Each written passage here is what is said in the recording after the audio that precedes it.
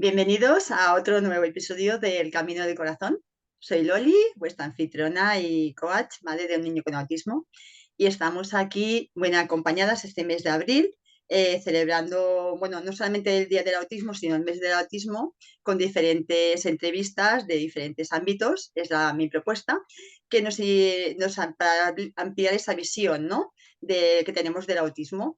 Y bueno, el episodio de hoy es una parte de una serie de entrevistas con el objetivo de eso, de tratar temas diferentes y la intención es de compartir y aprender.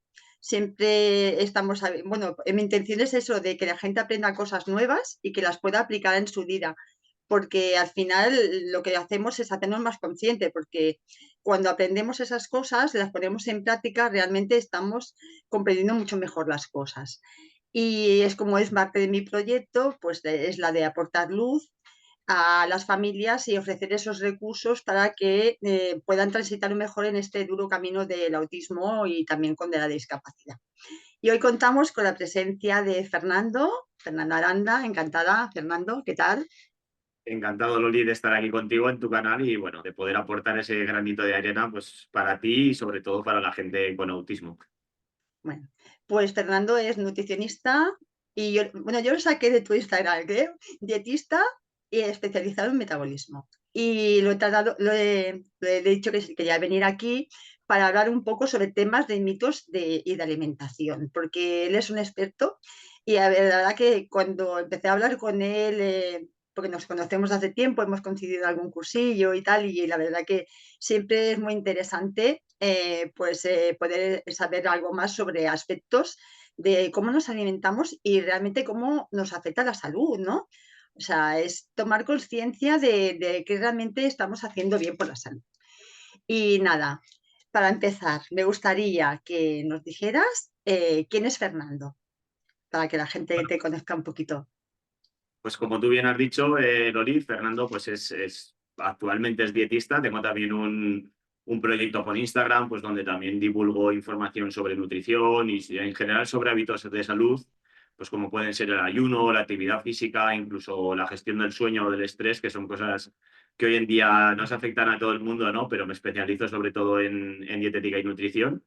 Y bueno, al final, como tú has dicho, me gusta especializarme en el área de metabolismo. Trabajo con personas que tienen pues patologías como obesidad, diabetes, cánceres, cosas de esta índole.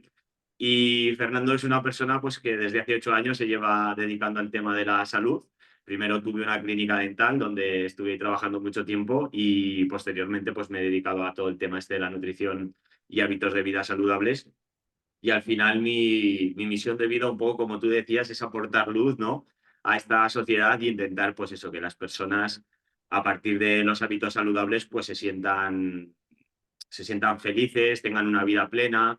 En definitiva, pues bueno, lo que todos queremos, ¿no?, que es estar sanos, encontrarnos Claro. bien a nivel no solo físico, sino también pues emocional y tener buenas relaciones sociales, porque como yo siempre digo, el ser humano está compuesto por una parte psicológica, otra biológica y otra parte social, ¿no? Somos seres psicobiosociales y eso es un aspecto muy importante que yo me gusta tratar en todo lo que hago. Bueno, pues gracias por la explicación. Y bueno, le he invitado también a eso, pues, que nos cuente un poco eso, cómo mantener una alimentación más sana, equilibrada, y también eso de hablar de esos ciertos mitos que tenemos con algunos productos como el azúcar, ¿no? Porque ahora sí que está un poco más de moda, se escucha algo más, pero a veces no entendemos por qué el azúcar es malo o los carbohidratos, ¿no? Y cómo inciden estos alimentos en nuestra salud, como son también el consumo elevado bueno, de ultraprocesados, ¿no? O como también el estrés tiene un factor muy importante en efectos sobre la salud, ¿no? Y además es que me había leído un libro recientemente, bueno, me lo había releído, el libro de Cerebro de Pan, y este es un libro que también desmitifica mucho algunos aspectos, ¿no? Te da también puntos clave de cómo determinados productos, el consumo de determinados productos puede llegar a provocar enfermedades, ¿no? No sé que sea lo único, pero sí que es como un factor un poco ahí como determinante. Y bueno, empezamos ya con la entrevista. Voy mirando el guión, así lo tengo en pantalla. A ver, ¿qué diferencia hay entre alimentarnos y nutrirnos? Porque creo que es algo fundamental. Pues fíjate, Loli, vivimos en una sociedad en la que la gente ya no come mayoritariamente por nutrirse. Nutrirse sería el acto que tiene el ser humano de obtener los recursos que necesita para que su cuerpo de verdad funcione correctamente, pero hemos ido hacia una sociedad donde la gente tiende más a alimentarse, ¿no? A alimentarse de una forma, porque tú te puedes alimentar de una forma que te nutra, pero se alimentan mucho más de una forma hedónica, de una forma placentera, ¿no? Todo el mundo pues siempre va a buscar pues las cosas que le gustan, pues el típico plato, el plato de pasta para comer, pues una pizza o una hamburguesa o cosas que realmente tienen lo que se conoce en nutrición como una alta palatabilidad, que son cosas que generan una respuesta a nivel de nuestro cerebro, a nivel del hipotálamo, generan una respuesta de placer, ¿no? Hay unos serie de circuitos de recompensa dentro de nuestro cerebro, que de dopamina, de serotonina y otra serie de cosas. Y al final hay determinados alimentos, sobre todo estos alimentos ultraprocesados que tú comentabas antes, que generan una respuesta muy alta a nivel de placer dentro de nuestro cerebro. Entonces, la gente está perdiendo esa visión de alimentarse conscientemente, de alimentarse por el hecho de nutrirse. Y voy a poner un ejemplo que enseguida la gente lo va a entender, ¿no? Hay mucha gente, por ejemplo, que desayuna un croissant y un café con leche. Un croissant con un café con leche no nos aporta absolutamente nada a Mm. nivel nutricional. Sin embargo, sí que nos aporta mucho a nivel de placer, ¿no? A quien no le gusta comerse un croissant con chocolate y un café con leche, ¿no? A todo el mundo nos gusta comernos algo así. Pero realmente cuando hablamos de nutrición, cuando hablamos de nutrirnos, de ese acto que decía, de darle a nuestro organismo todo aquello que necesita para funcionar correctamente y mantenernos saludables, tenemos que volver un poco a nuestros orígenes, ¿no? A nuestros orígenes hace más de 100, 120 años, que fue cuando aparecen todo este tipo de alimentos procesados y ultraprocesados, a una nutrición mucho más fundamentada pues, en alimentos de verdad, en alimentos reales, en cosas que nos proporciona la naturaleza y pese a que nosotros podamos en un momento determinado procesar un alimento, pues como puede ser mismamente eh, una lata de encurtidos, pues oye, cojo el pescado, cojo la sardina, la meto en aceite de oliva y la mantengo para que tenga una mayor vida y pueda almacenarla, ¿no? Para que no sea un alimento fresco que enseguida perezca y tengamos que tirarlo o no tengamos tiempo para consumirlo. Entonces tenemos que volver a un tipo de alimentación donde principalmente nos nutramos de alimentos frescos y cuando vayamos a seleccionar algún tipo de alimento que sea procesado, siempre que sea procesado en estos términos de es un alimento en su forma primigenia y yo utilizo mediante cosas que me proporciona la naturaleza, no productos químicos, que ahora se utilizan mucho los productos químicos para conservar, pues sin productos químicos lo que hago es generar una conservación. Por ejemplo, otro ejemplo claro sería una salmuera.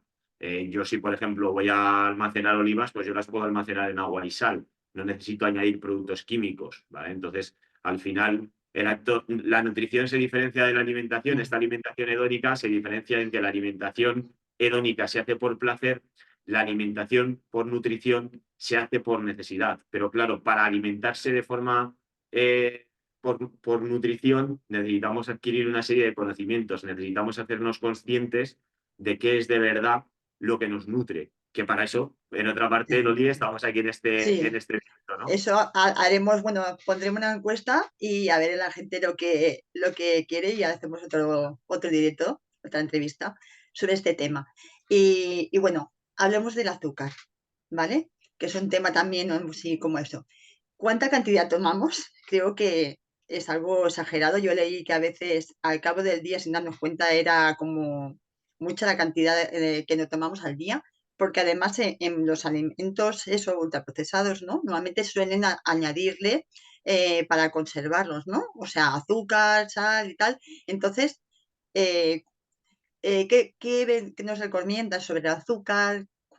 ¿Qué debemos reducir? ¿Qué debemos eliminarlo? ¿Cuál sería tu opinión al respecto? Pues yo aquí en el azúcar, quizás alguien de los que nos escuche piense que soy un poco radical, ¿no? En el sentido de que yo no promuevo nada de consumo de azúcar que sea refinado, o sea, ningún tipo de azúcar de mesa, ni ningún tipo de azúcar que se añada a alimentos procesados, ultraprocesados. Básicamente porque el azúcar impacta por varias vías dentro de nuestro metabolismo, ¿no? A nivel fisiológico, tiene un impacto muy negativo sobre nuestras hormonas. Es verdad que si tomas una pequeña cantidad de azúcar pues, al día, pues oye, tomo un café con leche y le pongo una cucharadita de azúcar, pues es Ya. evidente que ese poquito no va a producir ese impacto metabólico. Pero como tú bien apuntabas, Loli, vivimos en una época donde la industria alimenticia ha tomado el control de toda la alimentación nuestra, del ser humano, y como ellos saben muy bien que ese azúcar impacta muy negativamente en varios aspectos, primero en el fisiológico que decía, con una desregulación de hormonas y una serie de problemas, pues la diabetes tipo 2 sabemos que es un problema derivado de esa hiperglucemia, de esa elevación de glucosa, pero también la obesidad es parte derivada por esa Pues esa gran cantidad de información. glucosa que ingerimos, porque al final esa glucosa eleva una hormona que se conoce como insulina, y cuando nosotros tenemos la insulina elevada durante todo el día, porque que se eleve en un momento puntual cuando comemos es algo normal, porque esa hormona tiene una acción fisiológica que tiene que producirse dentro del organismo, pero cuando nosotros comemos esa glucosa y mantenemos todo el día la insulina elevada, somos más proclives, tenemos mayor facilidad para que nuestro organismo pueda almacenar grasa, por una serie de cosas muy complejas que no creo que sea el sitio donde vayamos a Pero explicarlas, ¿vale? sí, yo eso no lo entendía, pero yo decía, ¿vale? Si yo como fruta es saludable, pero luego al final es que resulta que la fruta también, depende de qué momento del día la comas, ¿no? Lo que sea, se convierte también ese azúcar en grasa, ¿no? Y yo Eso pensaba es. que comía bien, o sea, en algún momento dado puede pasar esto, ¿no? La fruta, al final, la fruta es un alimento saludable en general. Tú lo puedes comer por la mañana, por la tarde, por la noche. Lo que es evidente que mucha gente ha pasado de como una poca de fruta al extremismo de comer fruta, ¿no? Que es que en cada comida me como 3 piezas de fruta. Al final, la fruta es evidente que tiene una serie de cosas muy beneficiosas, antioxidantes, vitaminas, algunos minerales. Tiene unas cosas que se llaman oligofructosas, que son parecidas a la fibra, antioxidantes, que no sé si lo he dicho, pero bueno, en definitiva tiene una cosa Sí, muy curiosa, pero también la fruta es el caramelo de la naturaleza, y también tienen, mayoritariamente casi todas, tienen contenidos en azúcares y contenidos en fructosa.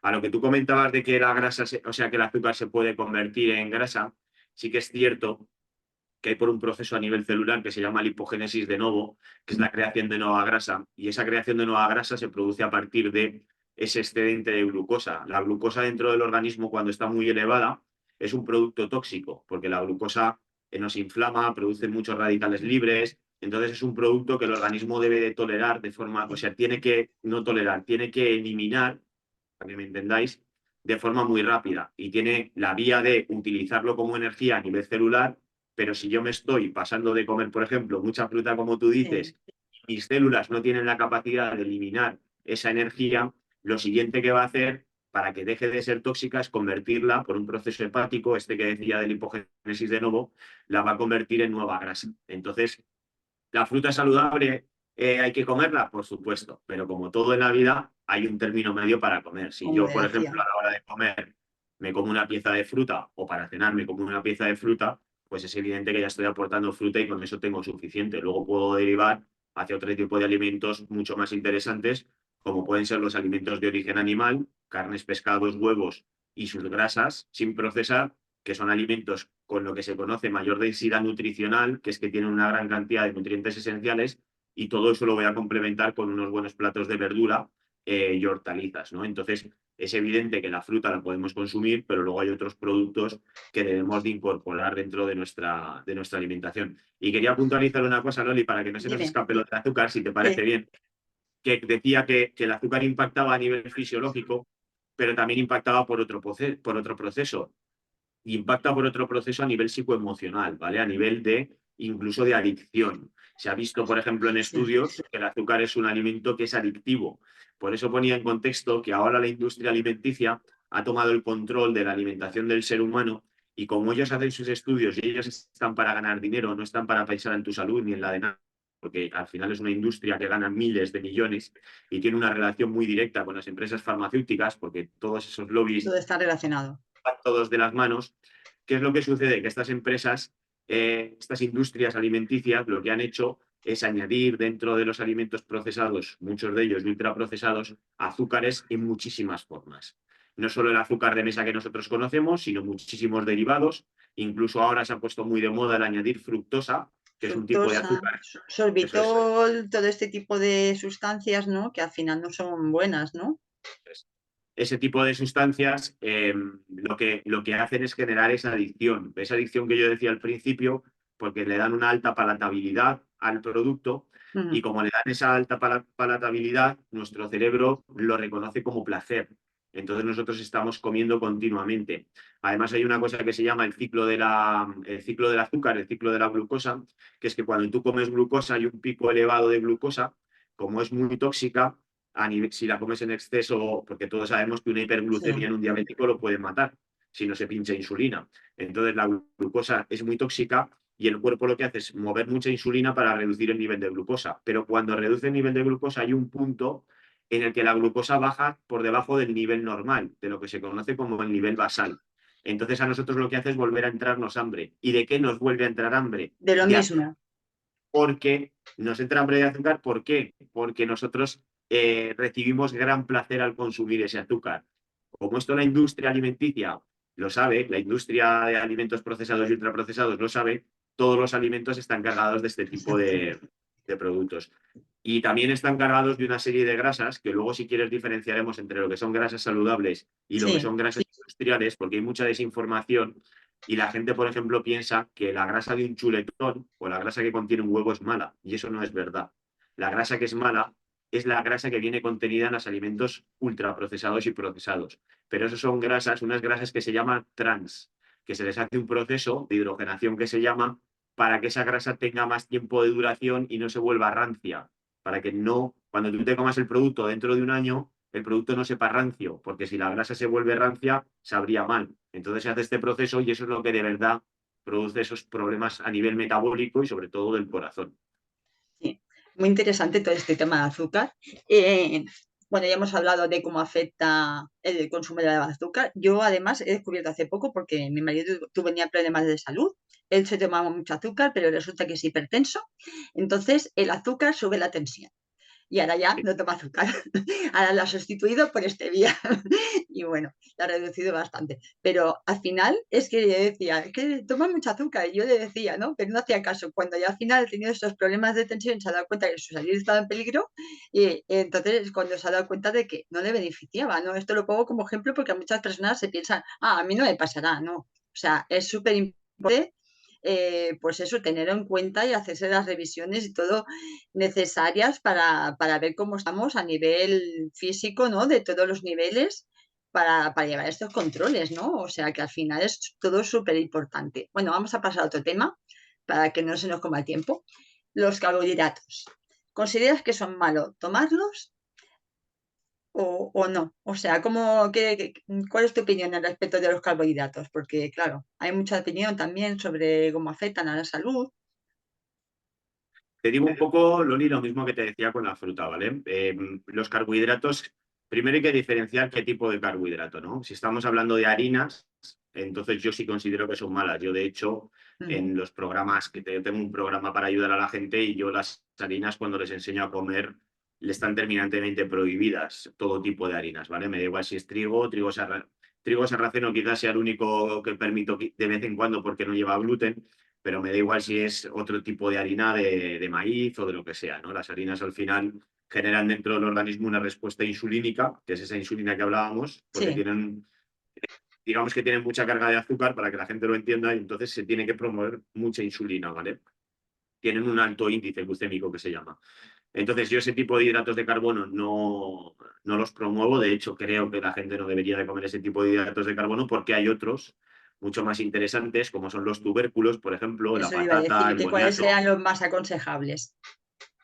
el boniato y luego tenemos, por ejemplo, cosas como los granos enteros, como el arroz o la quinoa, ¿vale?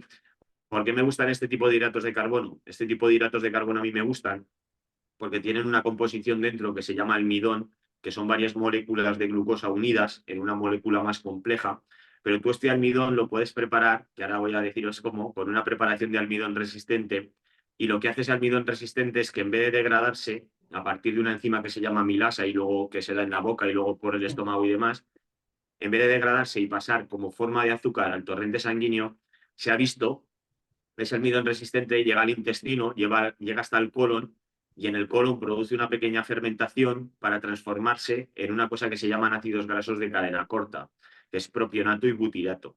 Esos ácidos de cadena corta, esos ácidos grasos de cadena corta, lo que hacen es darle alimento a nuestras células intestinales, a los enterocitos, a nuestras células del colon, a los colonocitos, y además también le dan alimento a eso que todo el mundo conocerá, porque ¿quién no conoce a la microbiota, ¿no? A nuestra querida Sí. microbiota, pues todo el mundo sabe que en el intestino tenemos, bueno, en el intestino y en muchos otros sitios, la Ujú. boca está llena de bacterias, por ejemplo, también. Tenemos ahí un microbioma, que es la composición de todo nuestro organismo, y luego está pues las bacterias del estómago, las de la boca, las de la piel. Nosotros tenemos bacterias, de hecho tenemos más bacterias en el organismo que células en el cuerpo, ¿vale? Entonces, al final, ese propionato, ese butirato, también alimenta a nuestra microbiota, a nuestras células intestinales para que estén saludables y haya muchas familias y puedan estar bien reguladas y bien compensadas para que no se produzca una disbiosis, que es una enfermedad, y nos pueda afectar, por ejemplo, a nivel autoinmune, nos puede afectar a nivel de incluso emociones. En definitiva, sabemos que nuestra microbiota está conectada con nuestro cerebro y con Sí. todo nuestro organismo. Trabajan en simbiosis. Entonces, ¿cómo preparo ese almidón resistente? Se estará preguntando la gente, me imagino. Pues fijaros, es muy sencillo, ¿vale? Básicamente lo que tenemos que hacer, cualquiera de estos alimentos que os he comentado, la patata, el boniato, el arroz, la quinoa, la yuca, pues nosotros lo que hacemos es calentarla, hacer una preparación. Yo puedo hervir la patata el día de antes o el arroz, le quito el agua, lo dejo que se enfríe y luego lo meto en la nevera y lo dejo toda la noche refrigerándose. Cuando nosotros dejamos que se refrigere durante más de 4 horas, lo que hace es que esas moléculas internas que tiene de almidón se transformen en almidón resistente. Y luego al día siguiente, cuando yo me lo voy a comer, pues Ujú. simplemente lo saco de la nevera y lo puedo recalentar pues en el microondas o lo puedo pasar por la sartén un poquillo, y ya lo tendría. Y ya tendría ese almidón. Interesante. Entonces es una manera de comer esos hidratos de carbono que, además de que nos aportan azúcares que nos pueden venir bien, porque como decía con la fruta, no se trata de estar comiendo todo el día hidratos de carbono. Yo puedo No. seleccionar, si como 3 veces al día, puedo seleccionar una comida del día donde voy a meter el hidrato de carbono y el resto de comidas aprovecho para meter grasas saludables. ¿Por qué? Porque las grasas saludables, que luego hablaremos, son esenciales para el ser humano. De hecho, las grasas esenciales, o sea, las grasas saludables sí que son un alimento esencial dentro de la nutrición. Los carbohidratos no. Una persona puede vivir sin consumir carbohidratos complejos. Sí, pero hay Pero mucha sí, gente que los carbohidratos es como parte de su vida, ¿no? O sea, es que si no tiene carbohidratos, ¿verdad? No. pero porque al final, Oli, generan ese Sí. placer del que hablábamos antes. Pero si te fijas, la inmensa mayoría de esa gente que los carbohidratos son su vida, porque yo lo veo en consulta, cuando tú hablas con ellos y les preguntas qué tipo de hidrato de carbono consumen, mayoritariamente lo que consumen son harinas, ¿vale? No están consumiendo estos hidratos que yo te Harinas, estoy... exacto, tipo pasta y tal, y cual, o sea, exactamente. No consumen este tipo de hidratos que yo te estoy comentando, ¿vale? Entonces, este tipo de hidratos sí que son muy interesantes, como decía, primero porque se puede hacer ese preparado que nos va a favorecer la salud intestinal y luego además porque nos van a aportar una serie de azúcares de bajo índice glucémico que el cuerpo los puede tolerar muy bien, los puede utilizar de forma adecuada, y al final tengo esa estrategia que yo os estoy regalando aquí de, oye, pues en vez de comer en el desayuno, en la comida o en la cena, pues voy a elegir meterlos pues la comida, o los voy a elegir meter en la cena normalmente, porque aunque a mí no me importa desayunar patatas o arroz, hay mucha gente que no puede desayunar esas cosas porque todavía no está acostumbrada a comer Claro, para nutrirse, que era de lo que hablábamos anteriormente. sí. Vale, necesitan esa tostada, necesitan su bollo, necesitan comer una serie de cosas que son hedónicas, no son por nutrición. Yo muchas veces desayuno una lata de sardinas con unas olivas, ¿vale? Hay gente que es incapaz de desayunar eso hasta que no toma conciencia de la importancia que tiene meter nutrientes dentro del cuerpo. Entonces, ¿qué sucede? Que al final este tipo de hidratos de carbono sí que nos aportan una serie de beneficios, y luego tenemos otro tipo de hidratos de carbono muy interesantes también, que son las hortalizas, como por ejemplo la calabaza, la zanahoria, el pepino. Tenemos esa serie de hidratos de carbono en forma de hortalizas que para mí son excelentes también. Y de hecho, la propia verdura es un hidrato de carbono. Lo que pasa es que es un hidrato de carbono más simple, no tan complejo, porque tiene menos cantidad de azúcares y mucha más fibra, ¿vale? Pero al final, los Estos hidratos serían de los más carbono... recomendables, ¿no? También, o sea, el consumo de esto, que son los más recomendables. Lo que pasa es que pensamos que son tipo verduras, no hortalizas y no carbohidratos, ¿no? Y escuché, no sé si en un podcast que tenías que, muy chulo, que hiciste con un amigo tuyo, no sé si era ahí, ¿eh? Eh, que los carbohidratos a veces te ayudan mejor a dormir mejor o algo así. Sí, los carbohidratos, hay una cosa que se llama serotonina, que luego por la noche Es que esto son cosas complejas de Sí, fisiología, es pero luego compleja. Bueno, de forma simple. no, simplificada, ¿vale? Hay una cosa que se llama serotonina, que es un neurotransmisor, que es un transmisor que nos relaja, que nos deja tranquilos, ¿vale? Y ese neurotransmisor, esa serotonina, hay un ciclo que se llama, que es el de la serotonina-melatonina. La melatonina es una prohormona que hace acción en el organismo y nos ayuda a dormirnos, ¿vale?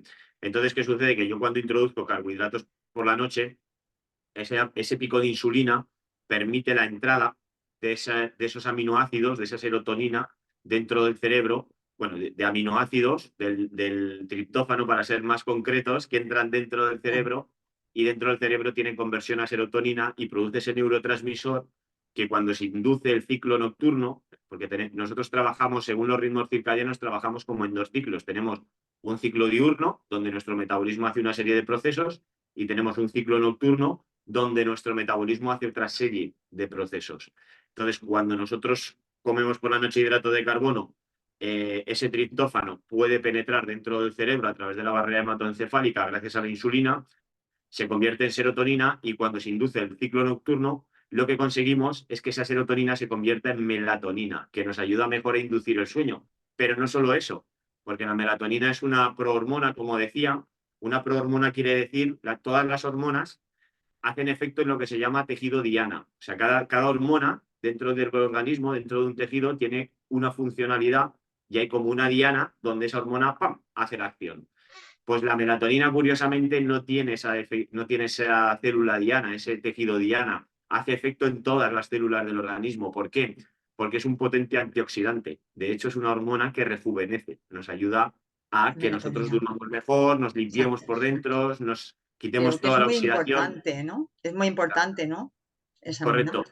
Por eso es importante, aquí otro consejo para la gente, que es que por las noches no utilicemos los teléfonos móviles, no utilicemos la tele, porque la gente está dentro de la cama con el móvil, que lo veo continuamente, y Sí, cuando tú estás con el móvil dentro de la cama o viendo la tele, esa luz que incide sobre los ojos, lo que hace es que no se cambie del ciclo diurno al nocturno. Entonces por la noche estás generando mucha menor cantidad de melatonina. Por eso la gente cada vez tiene más problemas de insomnio, cada vez tiene más problemas de depresión, muchos más problemas emocionales. ¿Por qué? Porque no duerme correctamente, porque al estar con la tecnología, su cuerpo no consigue claro. entrar en el modo En el nocturno. sueño. Exactamente. Entonces eso, porque el sueño es una cosa muy importante. Voy a decir aquí algo que la gente no habrá tomado conciencia de ello, pero tú puedes estar un mes sin comer y no te mueres, te lo puedo asegurar yo. Pero tú no puedes pasar más de 7 días sin dormir. De hecho, a los 3 o 4 días de no haber dormido te volverías loco. Y a los 7 días de no poder dormir te morirías. ¿Vale? El cuerpo no puede estar sin dormir. Dormir es una de las funciones fisiológicas más importantes que se dan en el organismo. Pues muy interesante todo lo que has dicho. Y tenía aquí, siguiendo la lista del guión, hablar del gluten, que bueno, has comentado antes algo del gluten, pero ¿qué recomiendas? Porque hay una, bueno, he escuchado a mucha gente que se dedica a la alimentación de hago panes sin gluten o no comer todos los alimentos sin gluten. ¿Realmente debería ser así? O, porque yo no sé si es bueno ahora decir como normal, ahora comer todo sin gluten. O sea, ¿cómo Yo afecta esto? el gluten, Loli, yo sí que es una cosa que retiraría de la alimentación de todas las personas, ¿vale? El gluten es una proteína, la gliadina que se llama, y hay otra serie de proteínas por ahí con nombres más raros, pero el gluten es una cosa que el ser humano no tolera. O sea, da igual si tienes intolerancia al gluten o no. O sea, cuando tú comes gluten, tu cuerpo se inflama sí o sí. Lo que pasa es que si tú tienes intolerancia, vas a tener una reacción mayor a, por ejemplo, yo que no tengo una intolerancia. Pero el gluten sí que inflama a todo el mundo y no solo eso. El gluten, además, se hablaba antes de esa barrera intestinal, de esos enterocitos. El gluten produce intestino permeable, que es que digamos que esas células del intestino las abre y permite que a partir de ahí se filtren toxinas. Entonces esas toxinas entran al cuerpo. Está muy relacionado, por ejemplo, el consumo de gluten con reacciones autoinmunes, personas que de repente han empezado a tener algún problema de autoinmune. Uno muy conocido, sobre todo entre mujeres, es el hipotiroidismo de Hashimoto, que tú has leído Cerebro de Pan y Sí, el doctor David Permuten, pues yo también lo he leído un par de veces, el doctor David Permuten, que es un neurocirujano de los más importantes de Estados Unidos y yo me atrevería a decir del mundo. Él explica una cosa en el libro y es que la gliadina, el gluten, tiene un peso molecular muy similar a la de la hormona tiroidea. ¿Qué quiere decir esto? El peso molecular es lo que pesa la molécula, ¿vale? La cantidad de peso que tiene la molécula y son muy similares tanto la hormona tiroidea como el gluten. ¿Qué es lo que pasa? Que cuando ese gluten entra a través de la barrera intestinal y pasa el torrente sanguíneo, el cuerpo, como no sabe qué tipo de molécula es, lo detecta como algo negativo y produce una respuesta autoinmune, una respuesta de nuestro sistema inmunitario para atacarlo, para eliminarlo. ¿Qué es lo que sucede? Que también se puede confundir tu sistema inmune, como tiene el mismo peso, con la hormona tiroidea. Y eso genera una respuesta de que tu propio sistema inmune ataque a tu tiroides. Y eso deriva finalmente en ese problema De de tiroides, ¿no? hipotiroidismo de Hashimoto, que está muy extendido y sobre todo en mujeres, no solo por las circunstancias de que las mujeres sois más propensas a desayunar la tostada por las mañanas, porque los hombres también, pero los Sí, hombres preferimos a lo mejor menos pan y unos huevos fritos y tal, somos más de otra índole, ¿vale? Aparte de eso, porque también cuando nosotros comemos poco, este famoso déficit calórico que se ve por ahí, que dicen que hay que comer poco para perder peso, que esto es radicalmente falso, ¿vale?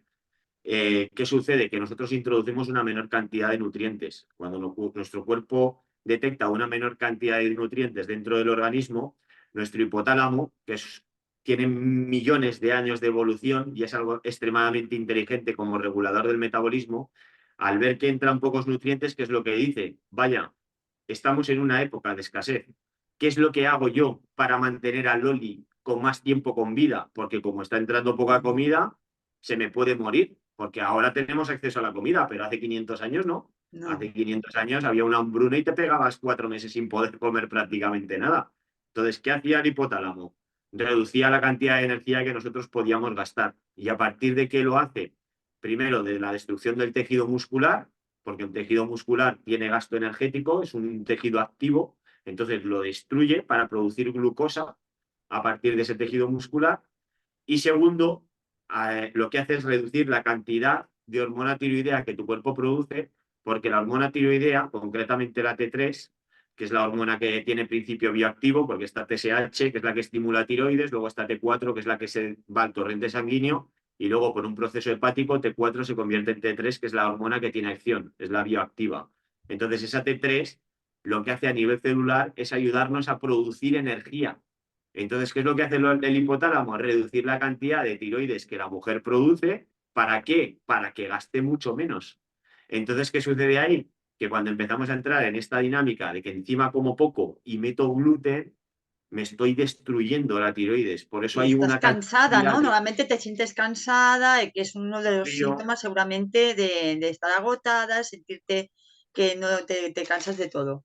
Sí, sí, o Así es. sea, es súper interesante todo esto que dices. Y bueno, para familias que quieran implementar un cambio en la dieta de alimentación, ¿por dónde empezar? ¿Qué recomiendas para empezar? Porque estamos hablando de muchas cosas, pero le dicen, sí, pero ¿por dónde empiezo?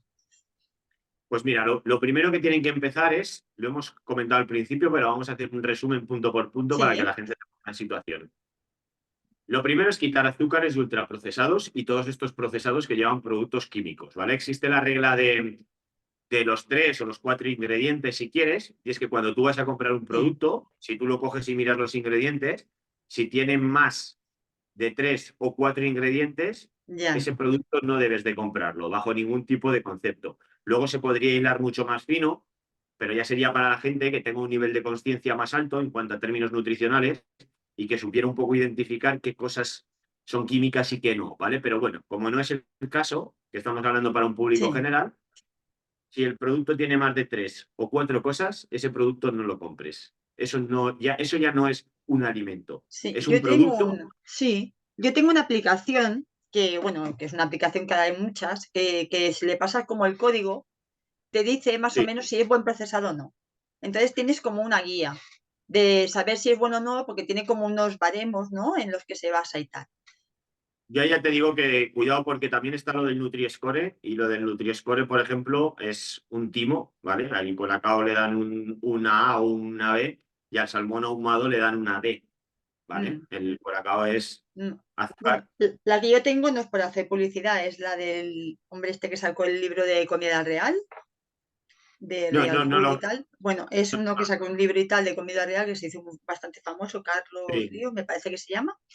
Y bueno, es una aplicación en la cual te decía, no es que la mire mucho, pero sí que durante un tiempo estuve mirándolo porque me hacía por lo menos tomar conciencia de mirar las etiquetas, mirar los códigos y ver si realmente era un producto que yo quería consumir o no, ¿no? Al menos te paras a mirarlos. Y luego algo que yo creo que también es muy importante, los E de estabilizantes y conservantes, todas las E's que llevan, la E no sé qué, no sé cuánto, la E no sé qué, no sé cuánto. O sea, esto son puñetitas que le ponen ahí al producto que realmente no sabemos ni lo que es ni lo que afecta, ¿no? O sea, así mm, es. Al final, Lori, es lo que te comento. Lo más práctico quizás es, pues bueno, mirar por detrás el producto y que lleve dos a tres o cuatro cosas y que luego pues que intente llevar las mínimas es posibles de estas que tú comentas, ¿vale? sí, Una vez que hemos retirado los azúcares y los ultraprocesados, pues luego tenemos que ir, como comentaba, a montar los platos correctamente, ¿vale? exacto. Y esta sería la otra pregunta. ¿Cuál sería, o sea, la dieta ideal? O sea, ¿cuál sería el desayuno, digamos, que recomiendas? Porque has dicho que la tosta del café con leche o el tosán, que no. Yo sé que, que esto, hombre, un día te lo puedes hacer, ¿no? Pero todos los días, o el Todos los bocata días de no. jamón, ¿no? Pues al final, Lore, yo ahí lo que recomiendo son alimentos con densidad nutricional, que es lo que hablábamos antes. Pues alimentos de origen animal, con grasas saludables, pues una tortilla francesa con aguacate o un poco de tomate con unas olivas y una lata de caballa o dos latas de caballa. Alimentos de verdad, alimentos que aportan cosas que nos dan, sobre todo que sean proteínas y sobre todo que sean ácidos grasos saludables. Entonces, en el desayuno, ¿por qué proteínas? Pues porque es la primera comida que vamos a hacer en el día, es el desayuno, ¿vale? Y como es la primera comida que vamos a hacer en el día, nuestro cuerpo es cuando más receptivo está a la entrada de nutrientes. Entonces lo que quiero es darle nutrientes. ¿Y por qué le doy una gran cantidad de proteínas, sobre todo para los niños? Pues porque las proteínas se transforman en neurotransmisores. Yo cuando desayuno una buena cantidad de proteínas durante el día estoy con mucho mejor humor. Además, la proteína te sacia durante mucho más tiempo. Y si a eso le añades grasas saludables, por ejemplo, como pescados o cosas así, ese omega 3, por ejemplo, en los niños con autismo, por ejemplo, se ha visto que ayuda en la cognición, ayuda en la comunicación, ayuda también en el comportamiento, porque esos ácidos grasos omega 3 son muy antiinflamatorios, también ayudan están en la membrana celular y tienen una serie de propiedades muy interesantes. Entonces, si en ese momento del desayuno estoy receptivo, pues oye, ¿por qué no meter esos ácidos grasos omega 3 y luego, sobre todo, aportar buena cantidad de minerales esenciales, pues el zinc, el magnesio, el selenio, etcétera, etcétera, y luego intentar aportar la mayor cantidad de vitaminas en su forma bioactiva. Esas vitaminas en su forma bioactiva están en los alimentos de origen animal. Entonces yo lo que recomiendo por la mañana son desayunos de esta índole. O sea, yo prefiero que un niño desayune unos huevos con mantequilla a que se coma un bocadillo de jamón. ¿Me explico? Porque además ese bocadillo de jamón le va a generar un pico de glucosa que el niño, claro, se va a ir de casa desayunado con el bocadillo de jamón, va a llegar y a mitad mañana hasta que se muere de hambre. Tú le das unos huevos con mantequilla y ese niño te aguanta hasta la hora de comer y ni se acuerda de la comida. Además de que le estás aportando muchísimas más cosas que para su crecimiento y para su desarrollo son esenciales. El huevo, por ejemplo, es el mejor alimento que existe en el mundo, ¿vale? Mucha gente dirá, hombre, tiene colesterol. El colesterol Y es una eso también. molécula, el colesterol, y lo voy a explicar aquí para que la gente Sí, que no se oye no explícalo porque yo aluciné cuando me lo explicaste y yo pensaba que tenía colesterol porque con el cambio hormonal, la menopausia y tal. Y cuando hablamos y tal, que te pasé mis análisis, me dijiste, ¿no? Bueno, me hiciste entender que yo tenía colesterol, pero que mi colesterol, el bueno, lo tenía alto. Entonces, que no había ningún problema de salud, ¿no? Que me afectara porque me salía el total alto. O sea, si realmente el colesterol bueno lo tenía alto. O sea, y eso ahí me hiciste un clip de decir, jolines. Y ahora ya te dejo que expliques tu colesterol, pero quería decirlo. El tema del colesterol, Loli, es una cosa que está muy extendida.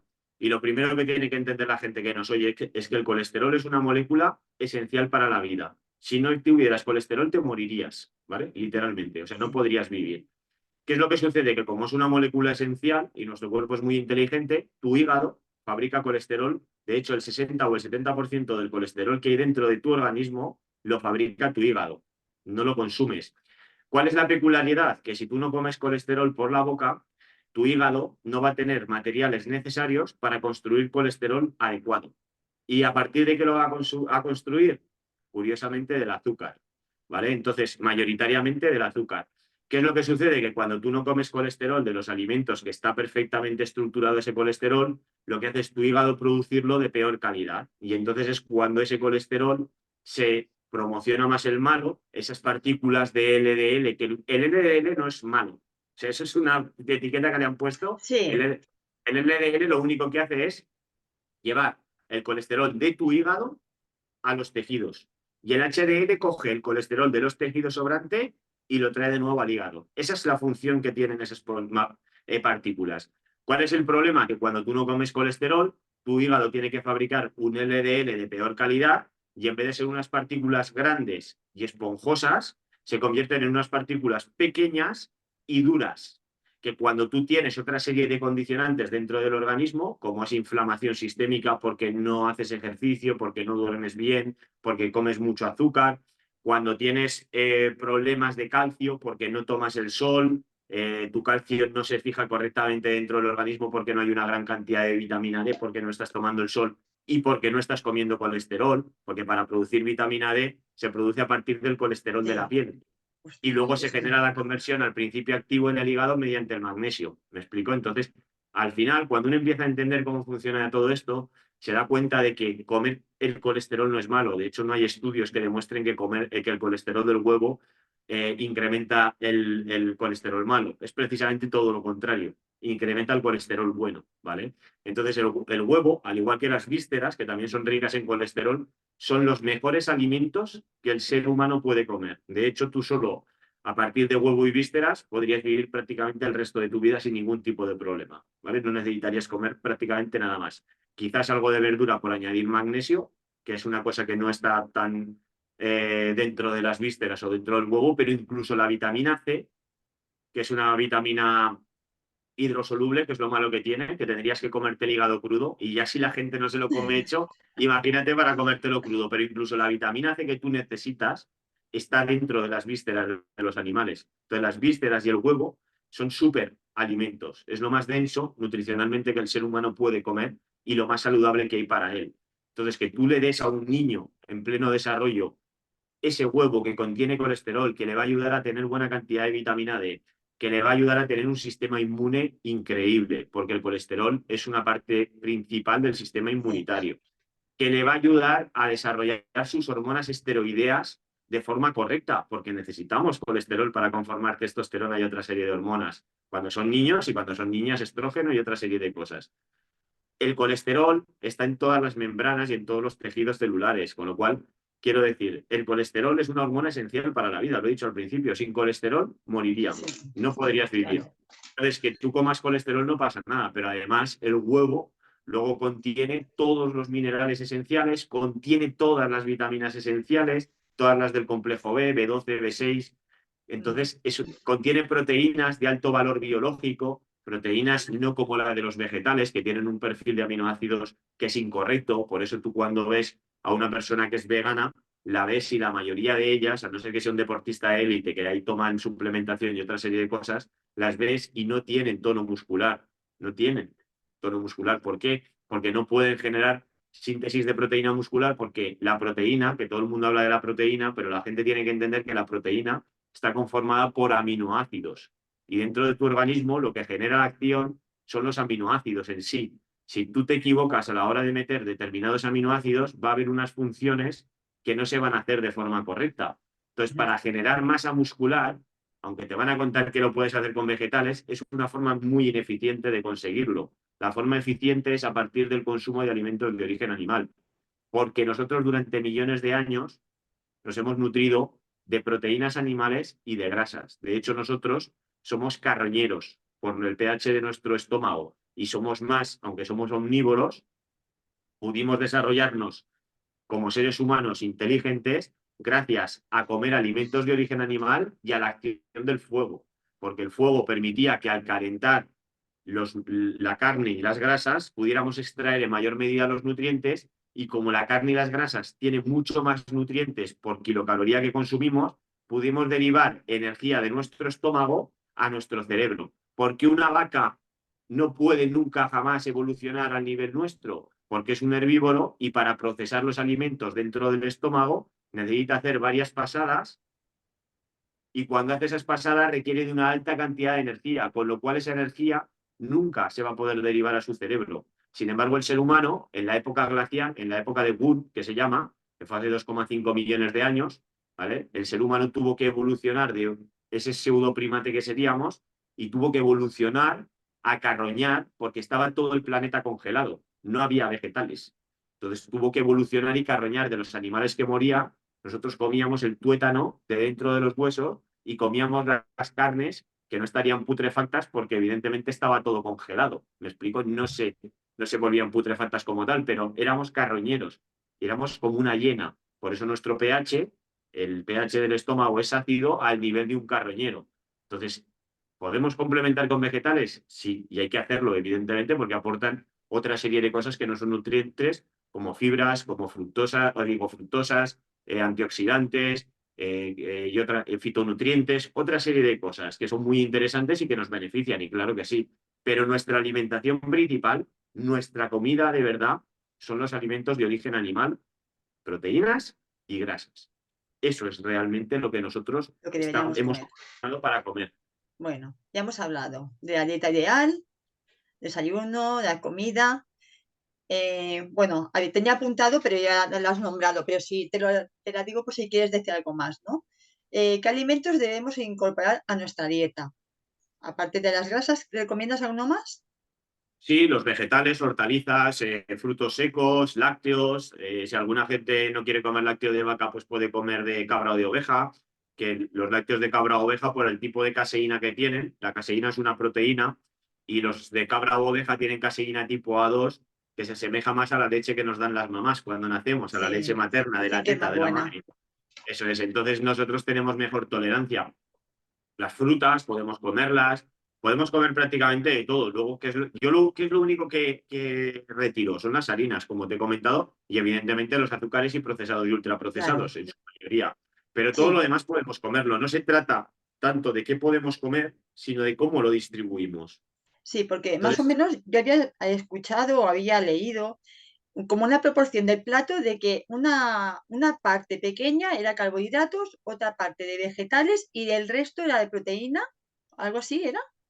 ¿Sería lo yo lo más que hago es recomendable o cómo lo dices? ¿Cómo lo Yo lo harías que tú? hago es dividir el plato en tres. Yo En divido el tres. plato en tres normalmente y hago más o menos medio plato aproximadamente de vegetales, luego un poquito más de un cuarto de plato de proteínas y Ujú. luego ese cuarto de plato un poquito menos que queda, pues ahí metes o los hidratos de carbono o las grasas saludables. Entonces, si yo, por ejemplo, a la hora de comer meto hidratos de carbono, pues quito las grasas saludables y pondría vegetales, proteínas y los carbohidratos. Si por la noche, por ejemplo, voy a cenar grasas saludables porque en una de las comidas del día tengo que aportar grasas saludables para que todo marche Sí, bien, ya lo haga en el desayuno o lo haga en la cena, pero si lo voy a aportar en la cena, pues ahí me vendré medio plato de vegetales, pondré grasas saludables, pues olivas, aguacate, frutos sí. secos, semillas, mantequilla, eh, aceite de coco, cosas así, y luego añadiré la proteína. Y evidentemente Vale. tengo que gestionar bien las raciones de huevo, carne y pescado. No todos los días como carne, no todos los días como huevo, no todos los días como pescado en todas las comidas. ¿Me explico? Ujú. Entonces, pues bueno, tengo que ir variando y por lo menos 5 o 6 raciones de pescado a la semana, otras 5 o 6 raciones de huevo y luego, pues si quiero, hago 7, 8, 9 raciones de carne. Pero tengo que variar y tengo que comer para ir variando. Y luego dentro de las carnes pues yo siempre promuevo más el consumo de carnes rojas, que sé que esto va a sonar Eso contraproducente, te iba a decir. pero yo al No. final las carnes rojas, es lo que os comentaba, la carne roja no produce cáncer, es una mentira, como lo del colesterol, ¿vale? ¿Qué produce cáncer? Produce cáncer los productos químicos, los nitratos, los sulfitos, los sulfatos que ponen dentro, los E, no sé qué, que ponen dentro de la carne. Cuando yo voy a comprar un embutido, que voy al supermercado, a la gran superficie, que es un embutido que está hecho Mm. en una industria alimenticia, en esa industria alimenticia le han puesto azúcares y le han puesto químicos. ¿Para qué? Para que me vuelva adicto y para que me enferme. porque ya, puede parecer una teoría de la conspiración, pero está hecho así, a postas, ¿vale? Porque al final lo que ellos buscan es maximizar el beneficio porque tú te vuelves adicto a comer ese tipo de productos y como van de la mano de las farmacéuticas, te enferman para luego poder venderte sus productos farmacéuticos. Y esto es un hecho, ¿vale? Es un hecho porque hace 40 años, 50, 60 se comían embutidos y no había las no tasas de había eso. cáncer, con lo cual no es el embutido tradicional, no es el embutido que yo compro en la carnicería del pueblo de aquí abajo, que lo hacen de forma tradicional, que lo hacen con el Exacto. sebo, con la grasa de cerdo y que para conservarlo le ponen especias. ¿Me explico? Eso no te Claro. produce cáncer. Si es Es un que no. sitio que tú sepas que, por ejemplo, que es en un pueblo, un sitio que sepas que lo han hecho ellos, que no le han puesto nada, por supuesto que puedes comer, pero si es lo desconoces, pues yo tampoco lo recomiendo. O sea, eso desde la verdad que no. Bueno, explícanos lo de las grasas saludables para que la gente lo entienda. ¿Cuáles son las mejores? Y no, porque has explicado algunas cosas, pero bueno, más que nada para que la gente le quede claro cuáles son las grasas saludables que se deberían comer y cuáles las que no se deberían comer. Lo primero, Loli, decir que las grasas son esenciales dentro del organismo. De hecho, nuestro cerebro en un 40-60% está hecho de grasa, ¿vale? Todas nuestras células son grasa. Prácticamente todos nuestros tejidos son grasa o proteína, ¿vale? Sí, Pero mayoritariamente somos grasa. Todo nuestro cuerpo es grasa, con lo cual la grasa no es mala, ¿vale? No es mala la grasa. La grasa que es mala es la grasa trans, la grasa que comes en esos productos industriales que estás comprando, como decíamos, esa grasa que se añade en el plato de arroz que vas a comprar porque no te apetece cocinar el arroz o en este tipo de cosas. Las grasas que te vienen en un chuletón. Yo me como la grasa que viene en un chuletón y me sabe a gloria, me explico, pero además me como unos tacos de grasa así. El sebo del cerdo, que la gente le quita lo blanco. Yo el sebo del cerdo lo he llegado a comprar solo la parte del sebo y comérmela. Eso no es malo. Si tú comes grasa natural, no te va a producir ningún mal dentro del organismo, ¿vale? Entonces, hay que empezar a diferenciar entre lo que son grasas industriales y lo que son grasas naturalmente presentes en los alimentos, ¿vale? Entonces, cuando yo como grasas naturalmente presentes en los alimentos, por ejemplo, si en vez de comprar pechuga de pollo compro contramuslo, que tiene mucha más grasa, pues en la grasa del contramuslo a mí no me va a producir ningún daño. Si en vez de comprar, no sé, un embutido industrial, me compro un chuletón de vaca vieja gallega, pues la grasa del chuletón de vaca vieja gallega ya te digo yo que no te va a hacer absolutamente ningún mal, ¿vale? Entonces tenemos que diferenciar eso. Dicho esto, pues evidentemente todas las grasas que vienen naturalmente en las carnes, pescados y tal son saludables. Luego podemos comer mantequilla, que es una grasa que se extrae de la leche. Podemos comer el ghee, que el ghee es como la mantequilla pero que le han quitado el azúcar y luego podemos tirar a todas las grasas de origen vegetal, aguacate, olivas, frutos secos, semillas, eh, cacao puro o de estos que hay del 85%, pero mucho cuidado que algunos les ponen azúcar y todas estas cosas, ¿vale? Entonces, todo ese tipo de grasas son grasas saludables que podemos consumir. Y luego no hay que diferenciar, las grasas son grasas. Que veo gente, por ejemplo, no, yo como yogur como grasa. No, el yogur no es una grasa. Puede tener un poco más de valor graso dentro de su composición, pero eso no es una grasa. El yogur es una proteína, ¿vale? Por ejemplo. O el queso. Es que el el queso queso. tiene bastante grasa, sí, pero el queso no es una grasa. El queso es una proteína, aunque sea alto en grasa, ¿vale? Entonces hay que diferenciar, sobre todo para la gente que me escuche, de corrientes de dietas keto y cosas así, de alimentación tipo keto, que yo soy especialista en ese tipo de alimentación, que la gente piensa que cuando come un trozo de pechuga le pone un trozo de queso y ha añadido las grasas. Y eso no es una dieta keto, ¿vale? Eso no tiene nada que ver con una dieta keto. Ostras, qué interesante todo lo que cuentas. Yo me quedaría embobada porque la verdad que me encanta ese tema también. Y bueno, ya estamos ya como casi acabando, pero te tenía que hacer una pregunta porque sabes que como estaba haciendo lo del mes del autismo, ahí voy. Se relaciona el autismo también con problemas gastrointestinales y la celiaquía. En tu experiencia, ¿te has encontrado con algún caso o has escuchado algo relacionado con este tema? Porque yo sé que incluso decían que estaba relacionado con el segundo cerebro, ¿no? Que a nivel, lo que comentabas antes, con la flora intestinal y tal, que tenía mucha relación con el autismo, ¿no? O sea, hace mucho tiempo y tal. Y entonces, en tu experiencia, en lo que tú has estudiado, sí, ¿qué nos puedes aportar sobre este tema? Pues mira, en el tema gastrointestinal yo he estado mirando un poco estudios para el tema de lo del autismo y entre el 20 y el 90% a ver, es un rango muy amplio, pero prácticamente la mitad de las personas que sufren esta patología tienen problemas gastrointestinales, ¿vale? Problemas que cursan con diarrea, con dolor de estómago, con inflamación.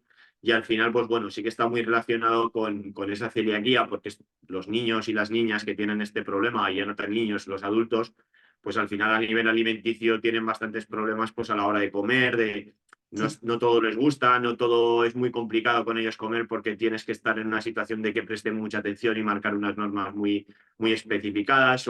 Ellos solo comen unos determinados alimentos a los que Son realmente muy requieren selectivos, exactamente. A la exactamente. hora de comer son selectivos y entonces a veces tienes esa dificultad. Entonces ahí es importante para los papás y las mamás que nos escuchen que intenten, dentro de que sean selectivos, pues intentar fomentar que vayan hacia otro tipo de alimentos, ¿no? Se puede fomentar, pues evidentemente haciendo la comida con ellos, leyendo libros que vayan sobre nutrición y explicándoles, yendo a supermercados y permitiendo que ellos vayan seleccionando alimentos diferentes, al final con distintas estrategias, ¿no? ¿Por qué digo esto? Porque es importante que aunque ellos sean muy selectivos, los papás no les den harinas que contienen gluten, ¿vale? Porque el gluten es muy inflamatorio y para una enfermedad que está relacionada con el desarrollo y con problemas a nivel cognitivo y tal, al final, bueno, cognitivo tampoco es cognitivo, que es más conductual, pero bueno, al final el tema de la inflamación y todo eso va a repercutir en ellos de forma negativa, ¿no? Entonces yo no sé si hay una relación directa, porque este tipo de cosas, por desgracia, como afectan, y lo digo con todo el respeto y el cariño, a una minoría, claro, porque al final es una población en base a todos los que somos muchos, ellos son una pequeña minoría y no es algo que haya fondos para poder estudiar este tipo de cosas, pero lo que sí que es evidente que con lo que podemos inferir de otro tipo de cosas, sabemos que el gluten es muy inflamatorio, sabemos que genera problemas de autoinmunidad, sabemos que incluso está relacionado con problemas de desvíos intestinal, que os hablaba antes, ese problema de romper la barrera intestinal, que se produce Sí. intestino permeable y hace que se filtren otro tipo de sustancias malas al organismo, sabemos que fastidia la microbiota, entonces como tú bien decías, está muy relacionado con el segundo cerebro, que es la microbiota. Entonces, oye, ¿por qué no quitarlo? Quiero decir, ¿es algo esencial? No. Balanza de coste-beneficio. ¿Qué voy a ganar quitándolo? Pues a lo mejor algo que mejore a nivel de humor, a nivel de estado, de que no tenga diarrea, de que no tenga molestia de estómago, de que se encuentre mucho mejor en definitiva, incluso de que si es muy selectivo con este tipo de alimentos no desarrolla a la larga otro tipo de patologías como obesidad, diabetes, etcétera. Entonces, al final el beneficio de quitarlo es muy alto. ¿Cuál es el Ujú. coste de quitarlo? Ninguno, más allá de que el niño o la niña en un momento determinado sea muy selectivo y tengas que hacer durante un tiempo una gestión para ver cómo realmente puedes quitar ese alimento a la larga para que él deje de seleccionarlo y aprenda o vaya seleccionando otro tipo de alimentos, ¿no? Evidentemente hay una labor muy importante de los padres y de las Sí, madres, de los educadores. bueno, No será, sí, yo no he tratado con niños en esta problemática, entiendo que será algo extremadamente complicado, pues porque su condición es la que es, pero bueno, al final no queda otra que trabajar bueno, tener ahí el trabajo, la constancia de ir poco a poco cambiando esos hábitos y mejorando, pues en definitiva, pues la salud de ellos para que redunde pues a nivel tanto físico como psicológico y también social, porque evidentemente si el niño al final se encuentra mejor a nivel emocional, también va a estar mejor a claro, nivel social. exacto. Bueno, sé que tienes poco tiempo ya y bueno, yo lo que te digo de entretener. Me han quedado varias preguntas, pero yo no sé si te invito a que quedemos de aquí a un tiempo para poder retomar y acabar sobre este tema, porque tenía cosas relacionadas que creo que también podrían ser interesantes. Y nada, solamente quería, bueno, para las personas que les ha interesado todo lo que hemos hablado, ¿dónde te pueden encontrar? Y bueno, más que nada por eso, para ponerlo después también de información para que contacte contigo. Pues mira, Lori, yo trabajo, como he comentado, por Instagram. Mi Instagram es @faranda, como suena, faranda fit. Y ahí pues me pueden encontrar en Instagram. Y luego, pues a partir del perfil de Instagram, pues me pueden escribir por privado. Incluso está el teléfono ahí, que me pueden escribir directamente a mi teléfono o mandar un correo a farandafit@gmail.com también, si quieren contactar conmigo lo que necesiten. Y evidentemente, pues estaré encantado de atenderles. Bueno, pues muchísimas gracias porque a mí la verdad que me ha encantado. Siempre aprendo algo nuevo más contigo y creo que ha sido una charla muy interesante y que a todo el mundo le puede aportar nuevas cosas en el sentido de cómo nos alimentamos. Ya no es alimentarnos, es cómo nos nutrimos y que tenemos que aprender a cuidar nuestra salud a través de los alimentos que al final tomamos, ¿no? Y nada, pues agradecerte mucho el que hayas estado aquí y bueno, pues te contactamos para otra próxima entrevista. Adiós, hasta la próxima entrevista. Gracias, por estar aquí.